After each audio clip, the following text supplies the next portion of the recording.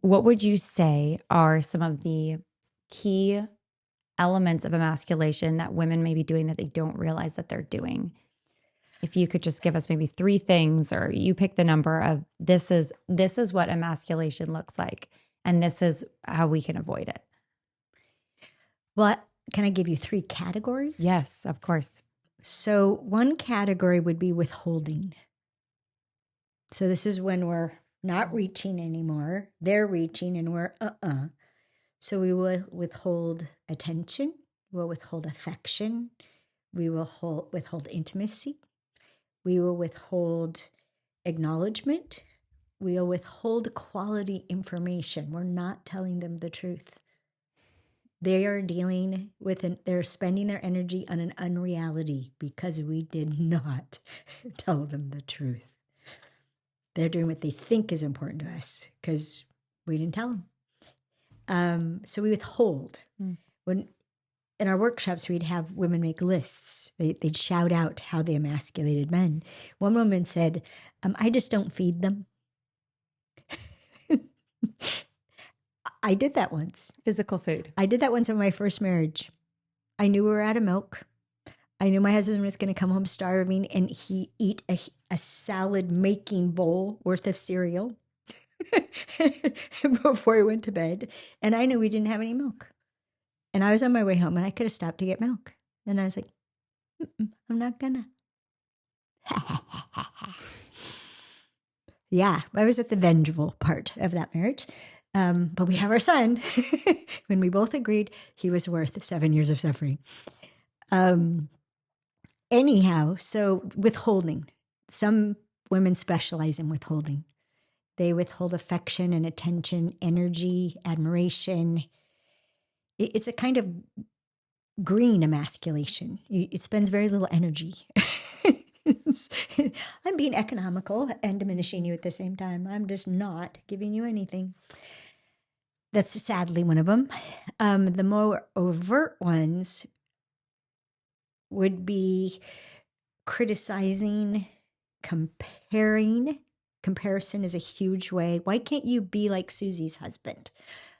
And it could be a favorable or unfavorable, like, oh God, you're just like your father. Just go straight in. Ignoring. Now we feel ignored by men, not because we don't know it's single focus. They committed, and all their attention is there. They don't actively ignore us unless that's all they're doing. So because we feel ignored by men, we will ignore men. But they need our attention. They need our acknowledgement. They need us to see them.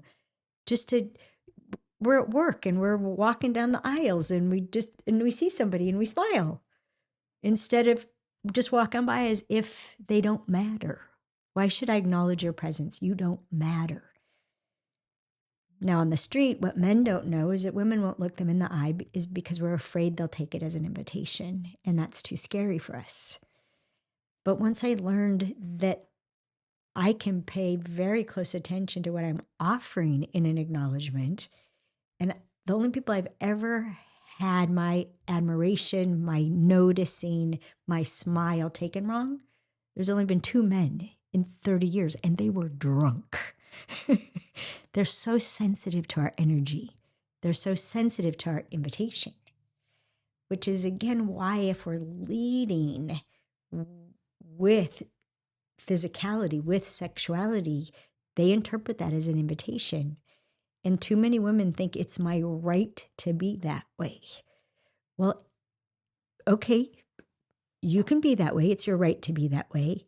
And are you ever going to do what will give you a different result? If you're going to be that way, this is what will happen.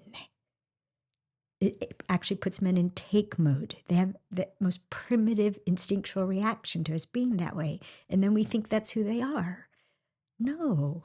You walk around in your joy, in your glow, in your contentment, in your momness. Do you know that's a privilege to be a mom? Just how I've always related to it. It's a privilege.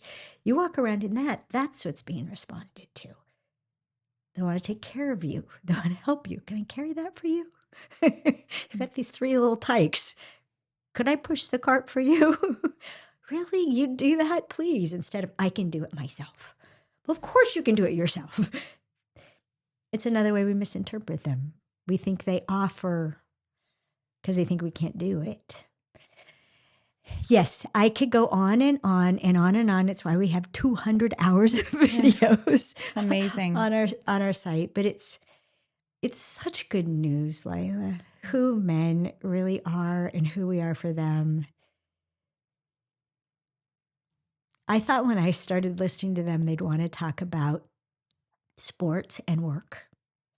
No, they wanted to talk about women and love and how to take care of women. And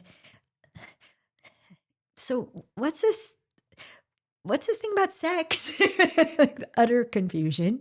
And I found out how amazing women are from listening to men talk about women. Wow. Because they'd be talking about how,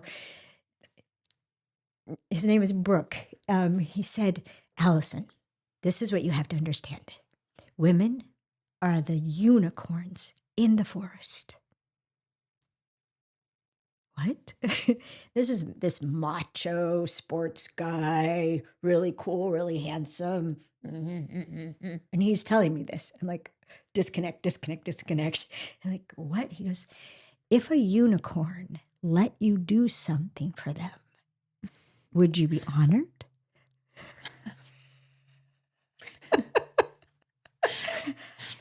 Yes. For one husband, it's in the Queen's Code. I want to do everything for my wife that I can do so that she can be everything that I can never be. Wow. The Queen.